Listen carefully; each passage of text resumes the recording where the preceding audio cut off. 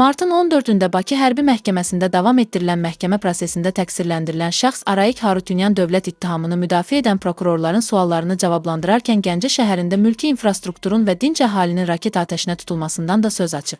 Qafqazinfo məlumat verir ki, o bu barədə Ermənistan Silahlı Qüvvələrinin Baş Qərargah rəisi Onik Qasparyandan məlumat aldığını qeyd edib. Ermənistan Silahlı Qüvvələrinin Baş Qərargah rəisi Onik Qasparyan idi. Baş qərargah deyib, mənim baş qərargah rəisi ilə söhbətim olub. Birinci mərhələdə mənə Gəncədə yerləşən hava limanının vurulması barədə məlumat verib. Daha sonra isə mənim onunla heç bir təmasım olmayıb. Əlavə edək ki, Ermənistanın hərbi təcavüzü nəticəsində sülh və insanlıq əleyhinə cinayətlər, müharibə cinayətləri, o cümlədən təcavüzkar müharibənin hazırlanması və aparılması soyqırımı, müharibə qanunlarını və qaydalarını pozma, habelə terrorçuluq, terrorçuluğu maliyyələşdirmə, hakimiyyəti zorla ələ keçirmə, onu zorla saxlama və digər çoxsaylı cinayətlər törətməkdə təqsirləndirilən Ermənistan Respublikasının vətəndaşlarının məhkəməsi davam etdirilir.